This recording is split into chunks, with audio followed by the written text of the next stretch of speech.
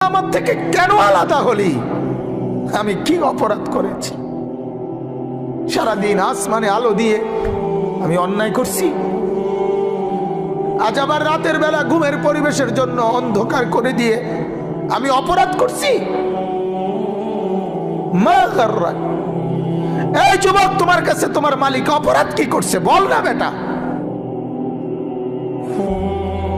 বল। কেন সেজদা করলি না ভাইয়া? আল্লাহ তোমার কাছে কি অন্যায়টা করছে? কি অন্যায়, কি না দিছে মালিক? মা গাররাকা বিরাব্বিকাল কারীম।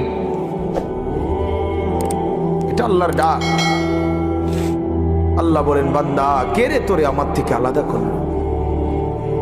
কেন রে তুই আমারে ছাড়লি? আমি কি দোষ করছি?